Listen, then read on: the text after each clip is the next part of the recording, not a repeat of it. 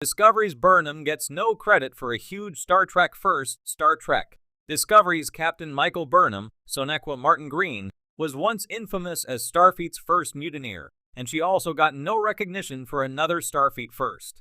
Star Trek. Discovery's series premiere introduced Michael Burnham as a commander and the first officer of the USS Shenzhou under Captain Philippa Georgiou, Michelle Yeoh. Burnham sparked the war between the resurgent Klingon Empire and the United Federation of Planets in 2256 to 2257, which reinstalled the Klingons as Starfleet's deadliest enemies. The Klingon Empire was established in Star Trek Discovery's series premiere to have been in disarray for generations. However, T'Kuvma, Chris Obi, sought to unite the 24 great houses by lighting the beacon of Kahless. T'Kuvma believed himself to be the Klingon Messiah, and he planned to re-establish galactic Klingon dominance by leading the unified Klingon Empire into a war with Starfleet and the Federation. Commander Michael Burnham and the USS Shenzhou discovered the Klingons' intentions. Before Burnham's desperation to prevent war led her to mutiny against Captain Georgiou, Michael came face-to-face with a Klingon. Star Trek. Discovery's Burnham was the first human to kill a Klingon in Star Trek Discovery's series premiere, The Vulcan Hello. Commander Michael Burnham donned an EV suit to investigate a mysterious structure in a binary star system. What Burnham found was the beacon of Kahless, and Michael was confronted by the Klingons' torchbearer, Reject, Justin Howell. The torchbearer attacked the Starfleet officer, but Commander Burnham's forward momentum led to the Klingon impaled on his own bat'leth, killing the armored alien warrior. Star Trek Enterprise's series premiere, Broken Bow, established first contact between Klingons and humans happened in 2151. Enterprise takes place about 100 years before Star Trek Discovery in Star Trek's prime timeline. Although Klingons made several appearances on Star Trek Enterprise, the Klingon Empire became fractured and warred among itself, according to Star Trek Discovery. Before Commander Burnham faced her first Klingon, Starfleet's encounters with Klingons were rare, and Michael was the first human in the 23rd century known to have killed a Klingon. Why Burnham gets no credit for killing a Klingon. The Klingons are the galaxy's most feared and brutal warriors, but Commander Michael Burnham got no credit for killing a Klingon. Michael's foster father, Ambassador Sarek, James Frayne, gave her no praise when Burnham told him what she had done. Michael killing a Klingon was no cause for celebration because Starfleet does not celebrate killing. Further, the death of Reject was an accident, and Burnham wanted to open diplomatic talks before the Klingon attacked her. In Star Trek Discovery's second episode, Battle at the Binary Stars, Commander Burnham and Captain Georgiou beamed onto T'Kuvma's ship, and more Klingons died at their hands. But tragically, Georgiou was killed by T'Kuvma before Burnham got revenge by slaying the Klingon Messiah. Considering the millions that died from the Klingon War, it was no great achievement to kill a Klingon.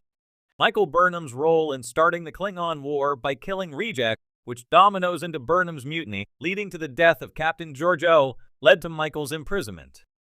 Burnham and Discovery moved past their initial Klingon mistakes. Star Trek Discovery moved far past Michael Burnham's mistakes with the Klingons in Season 1. Burnham ultimately redeemed herself as a member of the USS Discovery by helping end the Klingon War.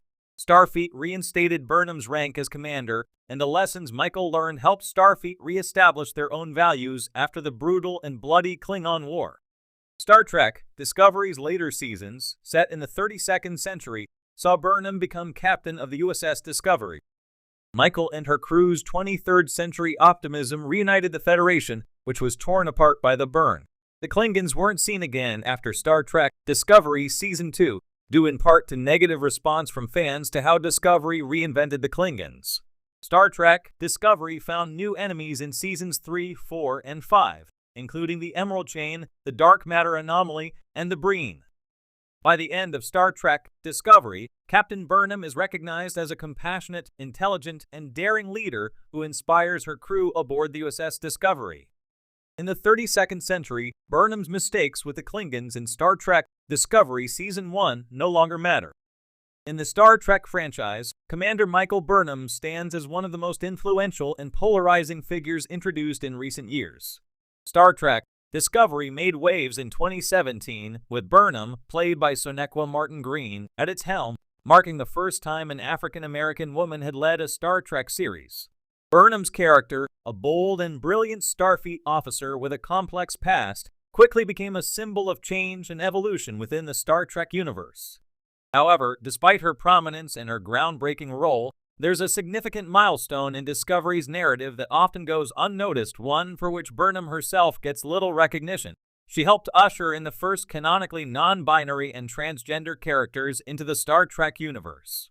When Burnham took on a leadership role in the third season of Discovery, the show ventured into uncharted territory, not only in terms of its storyline, but also in terms of representation. Star Trek, while progressive in many ways since its inception, has often been slow in addressing the full spectrum of gender and sexual identities. However, in Season 3, Discovery took a massive leap forward by introducing Adira Tal, a non-binary character played by Blue Del Barrio, and Gray Tal, a transgender character portrayed by Ian Alexander. These characters are pivotal in the storyline, but also in Star Trek's broader push for inclusivity. Yet the role of Burnham in facilitating this narrative progression is often overlooked. Michael Burnham's importance in this significant milestone cannot be overstated. Throughout the series, Burnham is not only a leader by rank, but a guiding force of empathy, understanding, and support. Her connection with Adira and Gray is not merely functional, it is deeply emotional. Burnham's leadership style, which leans heavily on compassion and mentorship, provides a nurturing environment in which these characters can thrive, making their identities and stories feel natural and integral to the larger narrative. From the outset, Burnham embodies the Star Trek ethos of inclusivity, boldly going where no one has gone before, not just in terms of space exploration, but also in expanding the cultural and social landscape of the Star Trek universe. In many ways, Burnham's openness and warmth toward Adira and Gray mirror the groundbreaking work of earlier Star Trek captains, such as Captain Kirk and Captain Picard, who each made strides in breaking down barriers related to race, gender, and even species. Yet, Burnham's role in championing these characters, and in the series' approach to non-binary and transgender representation, doesn't receive the recognition it deserves. Burnham's connection to Adira and Gray is emblematic of the larger family dynamic that Discovery strives to create. Throughout the third season, she becomes a central figure in their journey of self-discovery. Adira, initially introduced as a brilliant young scientist who joins the crew with the secret that they are the host of a Trill symbiont, a species introduced in Star Trek: The Next Generation, struggles with their identity. The symbiont they carry had been bonded to Gray, Adira's former partner, whose death leaves a profound impact on them.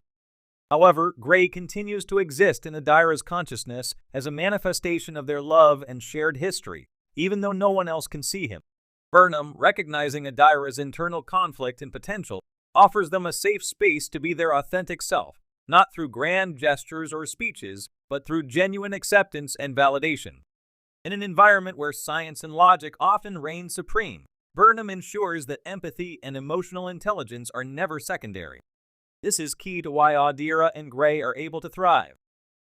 They're not token characters meant to check a box for representation. Rather, they are fully fleshed-out individuals whose stories intertwine with Discovery's larger narrative arc, a process facilitated by Burnham's steadfast belief in inclusivity and compassion.